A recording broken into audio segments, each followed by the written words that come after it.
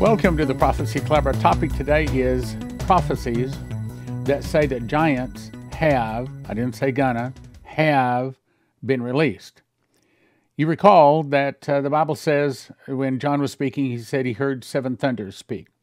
And I heard a voice from heaven saying to me, seal up those things which the seven thunders uttered and write them not. That has been one of the real big mysteries about Revelation. So what did the seven thunders say that John was told not to write in the book? Well, we now know what those seven thunders said according to two verified witnesses, and that is, release the giants. I'm going to give you some information today, and I can tell you right quick, this is going to be a long one, but I think it's going to be well worth your time to stay with it. If I cut this in half, then somebody picks up on the second half and they miss the first half, they miss the whole thing. So I'm going to go all the way through it. It will be a little long, but it'll also be startling, shocking. And I'm going to say that every one of us are going to have to say, did I miss it here? Did I misunderstanding this? Every one of us are going to have to say, so this is another really big element that says perhaps we are in the tribulation. And without a doubt, if we're not in the tribulation, we are very, very, very close to it. I would even say it's another one of those things that point to the fact that we probably are in the tribulation. All right, so let's get started. I've got several people to cover today, okay? First one, we're going to be talking about return of the false gods. Vicky, go forth, Parnell. Hang on, it's some real important information. And I'm going to tell you why I believe this is of God.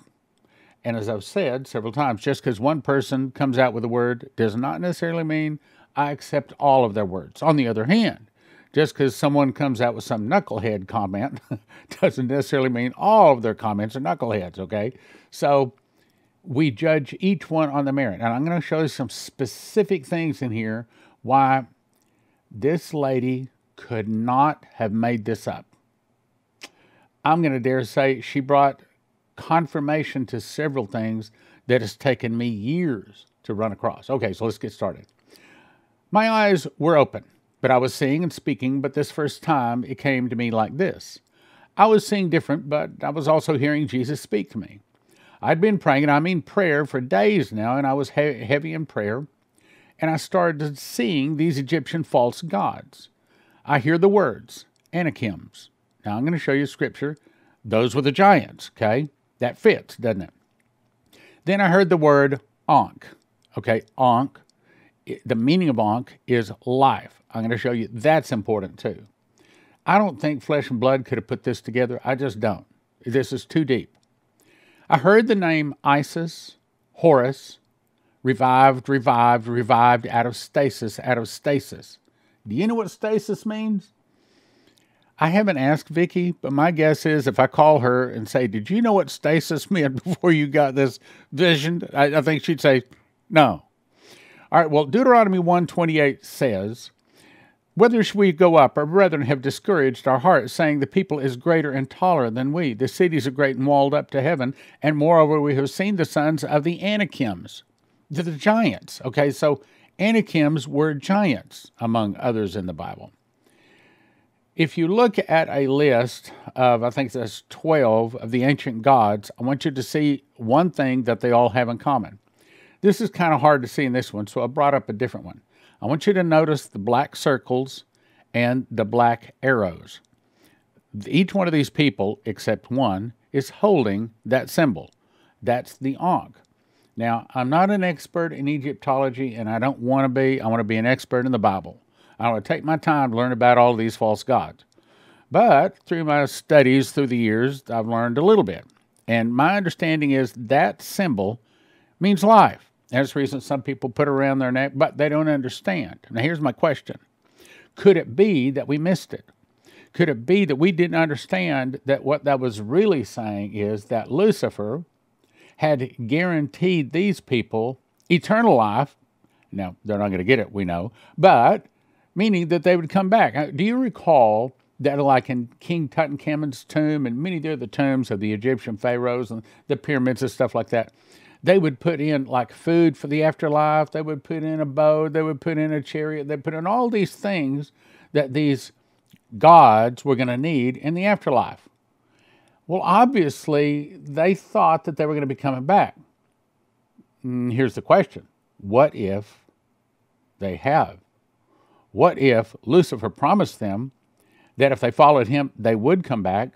And what if God has allowed him to fulfill that promise?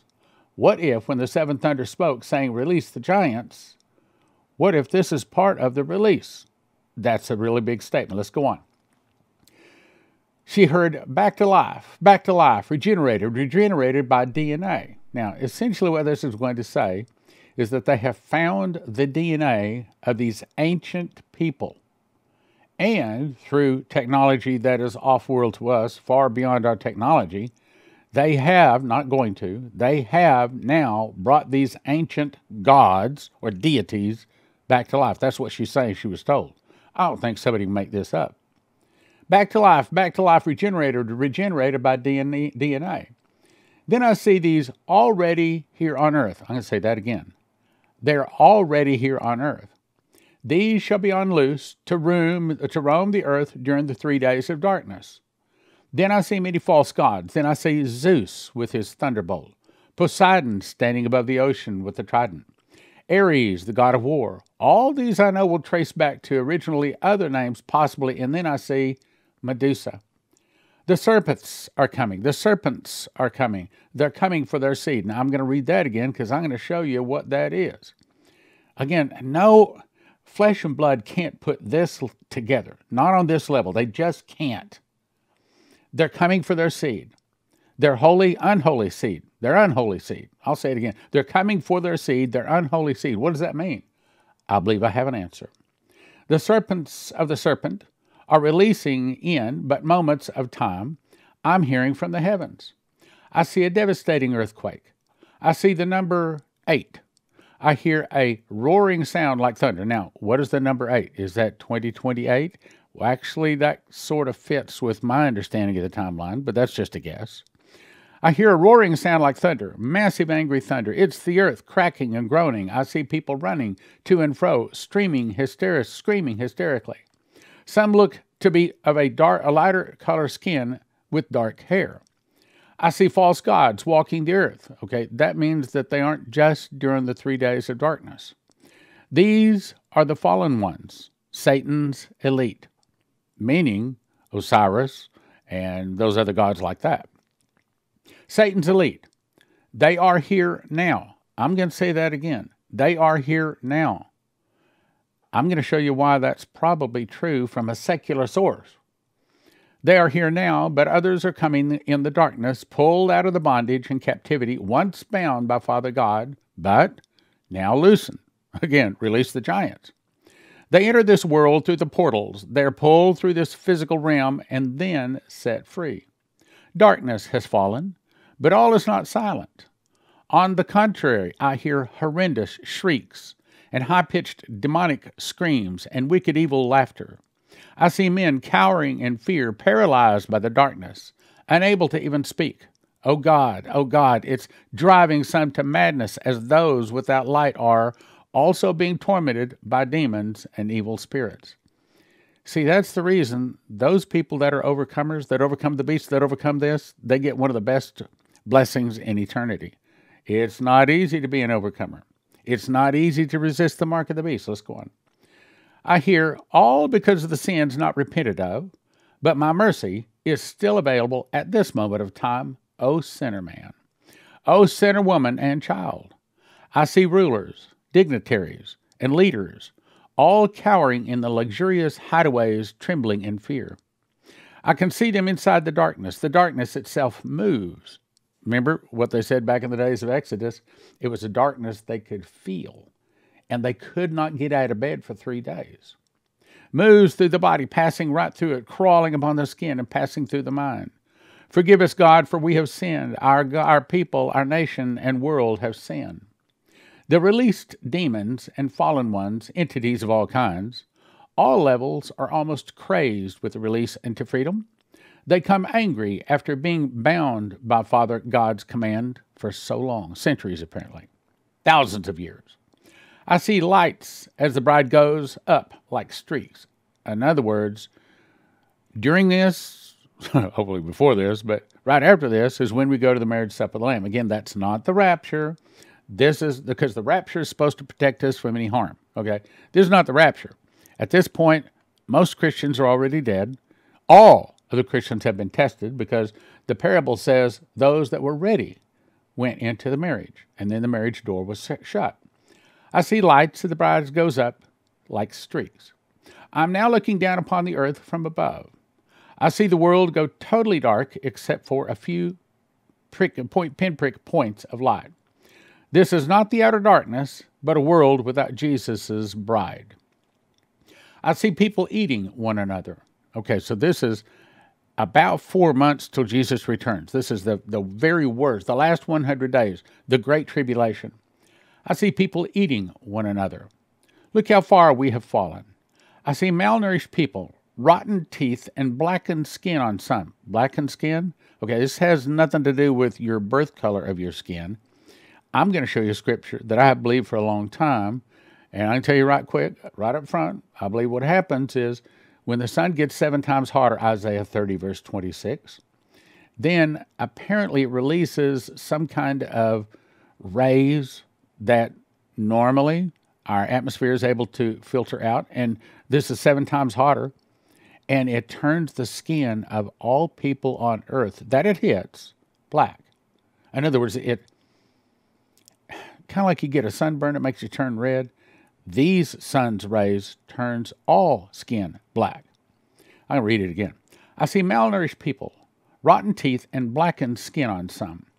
They eat each other, some to survive, others just because they're twisted and enjoy it. Oh God, forgive us, forgive us. The ancient gods have, not going to, have returned. The ancient gods have returned. I hear again, woes have come, so much woe upon woe. Now, how many woes were there in that sentence? 3 woes. How many woes are there in Revelation? There are 3 woes.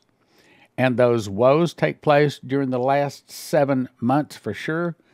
But according to this would be in about the last 4 months, which again fits with every timeline I understand. Oh God, help us, daughter. There's no help left to be given except those who are mine and shall be mine. It's Satan's time now to rule your world, although but for a short time. His time has come. Now, let me compare this to the scriptures. I would love to read all this, but I don't have the time. So I'm just going to read the highlighted part. Blow the trumpet in Zion. This is the day of the Lord. This is the battle of Armageddon. The day of the Lord cometh. A day of darkness. Why? Because the sun has gone out. And when it goes out, it never relights ever again. And that happens about 72 hours before Jesus returns. A day of darkness and gloominess, a day of clouds and thick darkness. As the morning spread upon the mountains, a great people, this is what we're talking about. Giants, we're talking about Nephilim, we're talking about people that are the seed of the serpent, specifically made strong because Lucifer's lied to them. He's told his people we can defeat this Jesus and we can rule ourselves. Sorry, it doesn't happen that way. A great people and a strong, there hath never been the like. Now, why? Because they're coming down for the battle of Armageddon. Like the noise of chariots on the tops of mountains that leap, the noise of a flame of fire stubble, before their face the people shall be much pained, and all faces shall gather blackness. So there you go. I think when the sun gets 7 times hotter, that's what happens. The skin turns black. They shall run like mighty men, supermen. Shall climb the wall like men of war. They shall march every one in his ways, and shall not break their ranks. They do as they're told. When they fall on a sword, they'll not be wounded, and the earth shall quake before them. Why? Because Jesus is about to return. This is in the last 3 days. All of this is the last 3 days before Jesus returns. The earth shall quake before them, and the heavens shall tremble. The sun and the moon shall be dark, and the stars shall withdraw their shining. And that's when the Lord shall utter his voice. With the voice of the archangel, with the trump of God, dead in Christ shall rise, all that. That's the day of the Lord. That's the last feast of trumpets. Now, let's go to the seed of the serpent. Remember she said that they're coming back for their seed, their unholy seed? I believe this is what it's talking about. This is a whole other person. This lady, I talked to her on the phone. She gets dreams from time to time. And I'm not saying every one of them are God, but I believe this one is. In this dream, I was watching people running and screaming, and I heard a giant boom, so loud the whole ground shook. Many people had died from this big boom and catastrophe. Could that be a meteor, or could that be one of those sun flares? Okay, could be. I saw a lot of fire and smoke from further away. I saw a man and his child yelling, screaming, and panicking. They ran into their home. When they tried to leave, people in navy blue T-shirts going house to house, knocking on the doors, took them. They looked like us. They talked like us. They had skin like us. They looked like ordinary average people. They took these people underground. I saw them squirt this greenish, yellowish, glowing liquid on them. It was a chemical. When it hit them, they started screaming hysterically. They were yelling as if the liquid was a poison, some kind of chemical. When the spray hit them, the skin on their hands and bodies everywhere started changing. They started changing. All of them started changing and receiving these superpowers, these amazing, crazy powers. Remember they said they're returning for their seed, the seed of the serpent, the seed of the unholy? Bingo. Look, I'm pretty sure these two people have not talked and made this whole story up. I believe God is speaking if we just have ears to hear. Not only did they change with added powers, their appearance also changed. They were all serpents. They were snakes. Some had snakes coming out of their hands. They still had their same bodies, but their hands, like something like a snake head sticking out his tongue. Tongue out, and stuff came out of their hands. They were screaming because of what they looked like. Some had a serpent head, a serpent leg, like they had the tail of a serpent, but they still had a full body. This one person I saw had a bunch of snakes coming out of her stomach. One had probably 14 snake heads coming out of her stomach. One had a whole head of snakes like Medusa. They were everywhere in there. I even saw little kids. See, this is your X-Men. Okay, if you've seen the movie, these are the X-Men. They're talking about, they're preparing us for them. I even saw little kids the same way. They had snakes coming out of them. They had snakes, and it was part of their body. It was like a mutation of snakes inside them. The woman said, because you are his seed, you don't belong to him. He didn't make you. They made you. We made you. Our brand is everywhere. We're the seed of the serpent. We're everywhere. We're all over the world. We are running the world. Now, you remember, one of the people said to Benjamin Fulford, we've ruled this planet for thousands of years. We'll destroy it rather than give it up. They are true. Look, it's not the Republicans running it. It's certainly not the Christians running it. It's not Jesus running it. It is the seed of the serpent. There are people all over the world that are powerful, and they are of this seed. This is their seed. This world is their inheritance. They were crying. Many were crying. Then others were ecstatic because they said, whoa, we have all this power now. They were excited about their newfound body and this newfound power. I saw them training in areas where they were showing them how to use their power, just like in the movie X-Men. If you haven't watched one of those X-Men movies, go watch it. It's an assignment. They were educating them, allowing them to understand what war they were fighting and whose side they were supposed to be on. What war? Armageddon. These people were hysterical at first, but then became all excited about the whole thing. They were fully and truly submitted to the whole ordeal. They became very powerful. They trained them to the point where they were very powerful. A lot of them had supernatural powers. For example, one of them spit fire out of his mouth like a dragon, a real dragon serpent with fire out of his mouth. He could make fire come out of his hands, again, just like some of the X-Men, the mutants. She said, do you know who you are? She talked to them and educated them about who they truly were. She said, you are the seed of the serpent. They said, oh my gosh, no, we will not receive that. No, get out of here. Everybody was shocked. People were screaming. People were crying. These things were all over them. These snakes were coming out of them. The women told them, well, the reason we brought you here is to reveal to you who you really are, that this is your DNA.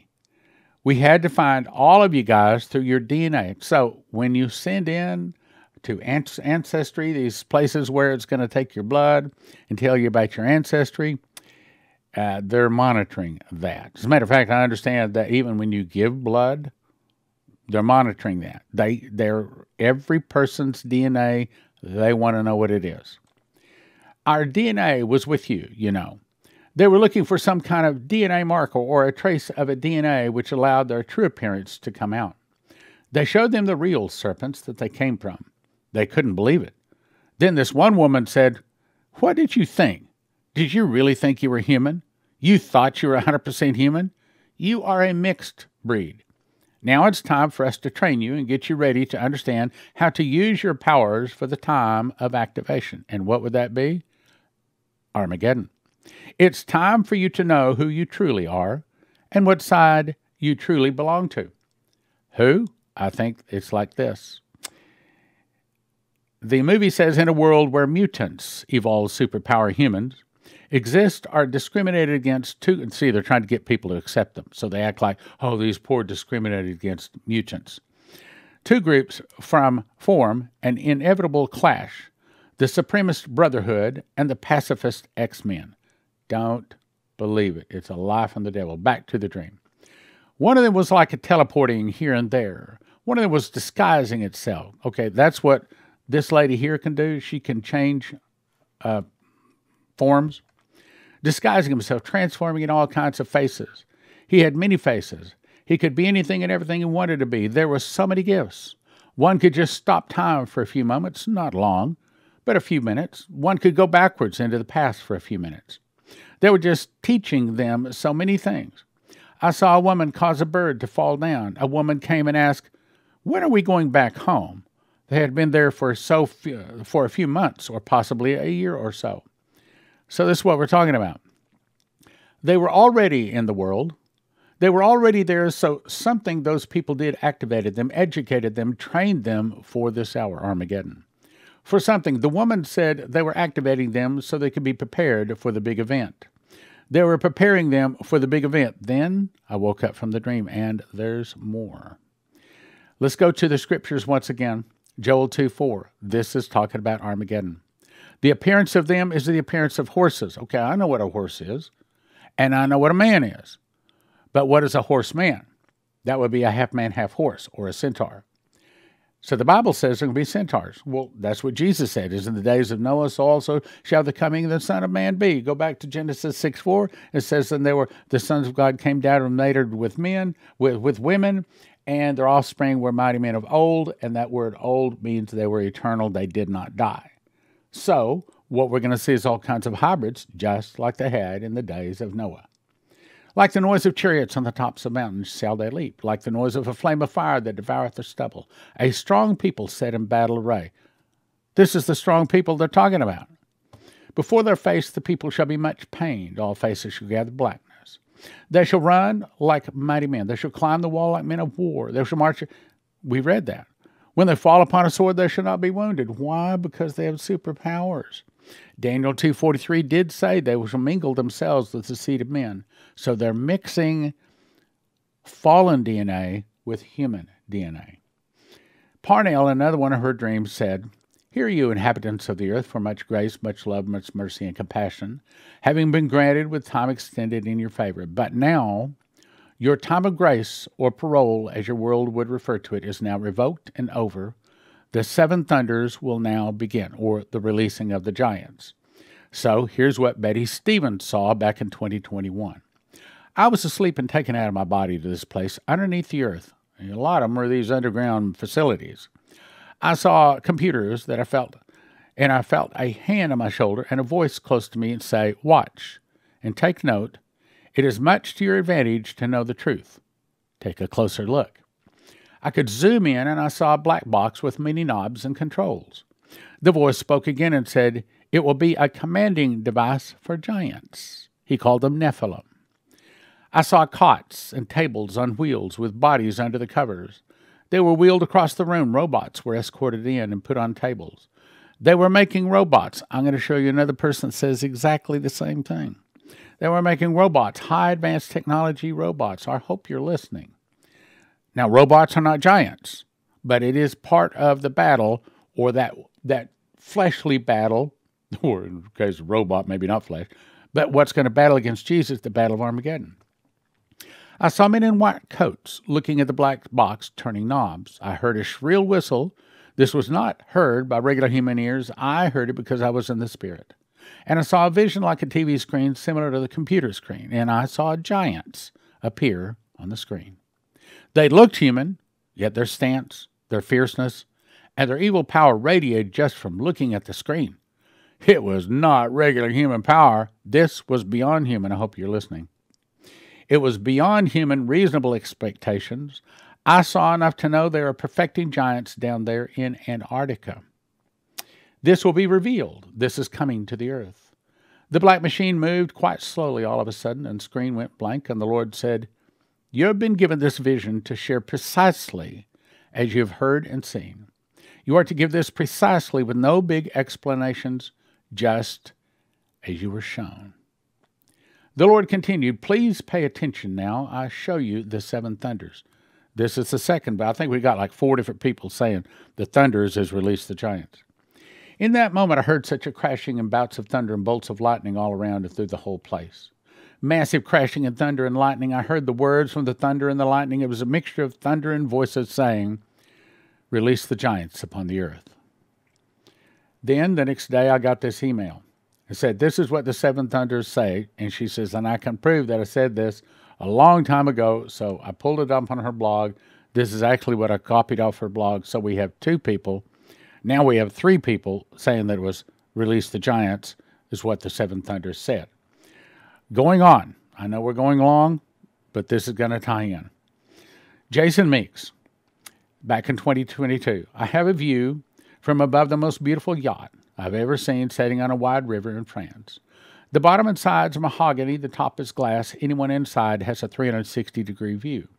I zoom in to the yacht, and Emmanuel Macron is showing a young man some paintings on the yacht. 2 other high school boys were sitting at another table. Macron was wooing them like a man woos a girl on a date. And I heard a voice say, 'This man has no interest in women.' The dream cuts to the research facility. Here's the point we're getting to. In the French Alps with no roads leading to it. Scientists were researching how to mix humans with robots. Are you listening? Science were researching how to mix humans with robots. Not like the Terminator movies with robot inside skin on the outside. This was much more advanced. I was shown inside their skull. It was truly part human and part machine. The brain was human, but other pieces were wire. Some parts steel instead of bone with blood vessels. Other parts were human and muscle, overlapping steel parts. All the parts were melded together in a fashion that made it almost impossible to tell where human ended and machine began. Then I heard the words, "He is trying to make the image of the beast." Okay, this is probably going to be the last thing. I know we're going long, but this ties together, and it paints a picture you got to know. Resurrections at the World Economic Forum, 121 of 23. The date's important. I had been praying about the World Economic Forum last night, and this happened. Close your eyes, my love, yet leave them wide open and see the atrocity for yourself. This was an eyes-wide-open day vision. I see a huge, massive room with all types of laboratory and medical-type equipment. I see 3 large pods, 3 mechanical devices standing upright that remind me of sarcophagus. Tubes and wirings attached to the top, sides, and back. I see a large group of people, all nicely dressed, but they're all barefoot. They are rulers, leaders, businessmen, and the Antichrist in attendance. I see Klaus Schwab, Angela Merkel, Bill Gates, Bill and Hillary Clinton, Barack and Michelle, and many more. There are 2 men nicely dressed walk over to one of the 2 standing by the sarcophagus stasis pods. I think I misspelled that. Stasis pods. I heard status pods, one on each side. The one on the far side activated the type of control panel. I hear a swooshing sound as some of the tubes from the top and sides are disengaged. Afterwards, they disconnect the remaining wires and connectors except for what I recognize as a power source cord. They pull the pod, and it seems to glide upon the ear. In unison, they begin laying it flat, as if laying on an invisible table, but it is suspended in midair with no support or attachments. The power cord runs to a box that contains a crystal, a diamond of power inside it supplying each pod. But each pod has its own crystal, the diamond of power. I see a golden ankh connected to the boxes, meaning these people were promised thousands of years ago that they would be brought back to life. I believe that's why they put all of those supplies in the pyramids, because they'd been told you're coming back to life. So they packed in there the supplies to take. I don't understand of all what I'm seeing, but Antichrist walks over to the flat pod, says smugly and triumphantly to the two men, "Open it." One presses something on the control panel and the sarcophagus pod opens, begins to emit a low humming noise with a light and blue tint coming from the bottom reflecting on the concrete floor. A panel slides open on the top, revealing a glass with a face beneath. It looks like a sleeping Egyptian woman with an elongated head. "Oh," he exclaimed, "her DNA has been fully regenerated." Okay, you get what is going on here? Okay, so this is alien technology, Luciferian fallen angel technology that is being used with electronics to bring people back that are thousands of years old. Her DNA has been fully regenerated, as Father has said it would be. Antichrist speaking. I hear murmurs of approval and excitement go through the crowd. And the ritual rites. Antichrist asks, "Was there enough innocent blood to revitalize, to bring back the 3 chosen Nephilim children?" he asked. The 2 men, the closest one to him, responds, "The pod is showing a full recreation of both human and demon DNA. She is alive." "Then wake her up," Antichrist yells jovially. About this time I see a shadowy, dark, evil form appear near Antichrist. It's the fallen one, as in Lucifer. He seems quite comfortable around them. These evil entities have come to see the resurrection from reconstituted DNA of the long-dead offspring. I'll read that again. They've come to see the resurrection from reconstructed DNA of the long-dead offspring. Oh Jesus, daughter, please watch so you'll understand what has occurred last night in your time." I watch as the 2 men input codes. I hear little sounds coming from the inside of the pod. They're slowly adding oxygen and something else. I don't know what is. I see her eyes moving beneath her closed eyelids. This giant Egyptian-looking woman, so does AC, the Antichrist. "Ah, she's got brain activity." He says, "Good, good." Then he says to one of the fallen, black, wispy angels, "I won't be long now. It won't be long now." He responds in a pure evil voice, "Yes, I know." Her eyes suddenly open, and I see a pure hate in them. The 2 men tried to tell her to remain calm and still, and they would get her out of the pod. She doesn't listen and somehow gets her hand up with incredible force, hits up, and the top of the status pod is ripped off and flies into the air. She grabs a man on the left by the neck and throws him hard against the wall one-handed. I hear bones cracking as he lays and crumples to the floor. Nobody goes to him either. "Isis, Neferti," I hear one of the fallen angels speak out. She immediately stops her rampage and says, "Father." And he says, "Daughter." In his evil voice, "Welcome, welcome back." And the vision ends. Are you catching this? We may be about to see Isis, Horus, all of these gods. We may be about to see them. This happened last night under the cover of the World Economic Forum, didn't it? Yes, daughter, it did. Man has gathered DNA from the fallen Nephilim of your world and has saved it. Until that time, the technology could revive and restore their bodies. Their demon spirit parts have been pulled through the portal particle accelerator devices, like what is located under Geneva, Switzerland, and also France in the CERN facilities. Did they revive all 3 status pods last night? Yes, daughter, they did. Is this what they've done in secret during the meeting of the World Economic Forum? Yes, daughter. They also celebrated their success in creating their first line of soulless hybrid humanoid creatures. You know, I know we're going long, but I got something else. I have to say. When we get over there, there's something else you got, because it's a piece you need to hear. Oh, Jesus, help us. What would they create? Why would they create something like this? They think it won't die when Antichrist and his armies face me in the battle of Armageddon, in the valley of Megiddo, foretold in the Holy Scriptures of truth, my truth. How do they celebrate? by taking the lives of many innocent babies and children. I should have asked, not if you didn't really want to know. I understand, Jesus. Who are the other two giants in the pods? Horus and Seth. Now, I know you're probably thinking, is this really, really true? Well, I'm about to show you something from an entirely secular source that says it probably is. This is Osiris, god of the afterlife or resurrection. So this article comes to us from exopolitics.org. The title says, Awakened Stasis Giants Secretly Located and Imprisoned by Global Elite. Now, you are watching a video that was taken apparently from one of these giants that they found. If you look carefully, you'll see it looks like it's in perfect condition. It just looks like the person is asleep. Now, I think this is going to be one of the giants. This is probably a Nephilim. This is probably half human, half alien, and extremely smart. One of the other visions shows that, or one of the other dreams that someone had, said that the only way you can kill them is shoot them with a high-powered rifle in the head. They can see in the dark, run like a deer. They can smell like a dog. They're just superhuman. And if you just shoot them, it just doesn't even do anything. Now, here's part of the article. Giants that have been in hibernation in stasis chambers for thousands of years are awakening, are being sought out by elite military forces.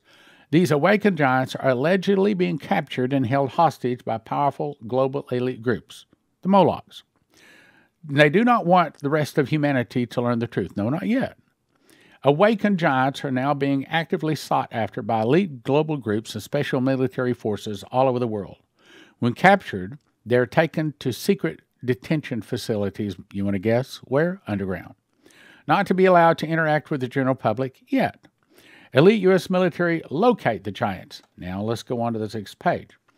Secret Space Program whistleblower Corey Good was among the first to publicly disclose the existence of these stasis chambers. This is not a dream. This is not a vision. Okay, military insider.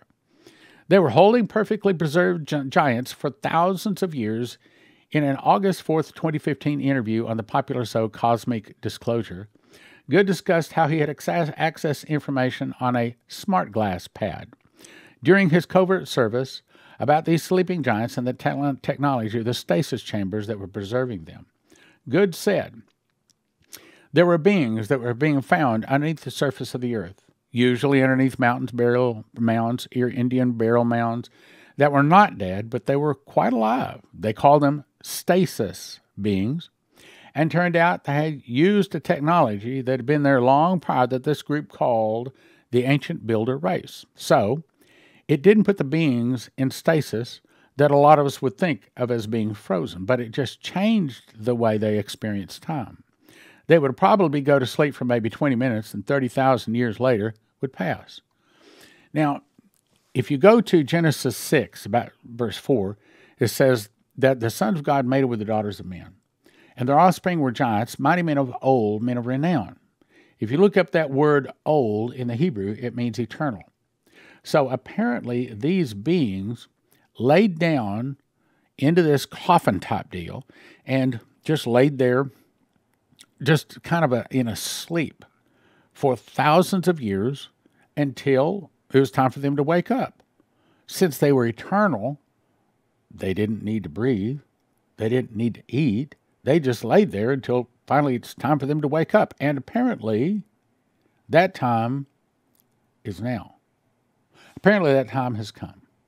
Here's a picture of that video. Here's another picture in it. They saw these very tall beings, very large giant humans with reddish beards. These tall, red-headed, red-beard groups were in Europe and South and North America, and apparently at one time, before the last ice age apparently, they had a very large area that they ruled. These stasis chambers had been found from all over the world. Some were still operating with different modern human groups that had learned to use the technology, while others had been damaged and the beings in stasis had died as a result. Now, I know this is long for today, but I think you'll agree it was well worth it. We are in the last days. Ask Jesus into your heart and get yourself prepared. Today, we live in unsettling times. Have you ever wondered what you're going to do when food is no longer on the shelves? I'm Leslie, owner and founder of Joseph's Kitchen, and I want to show you how to make healthy, homemade, whole wheat bread for only a few $100s a year. At Joseph's Kitchen, our ingredients have been packaged for immediate use or long-term storage.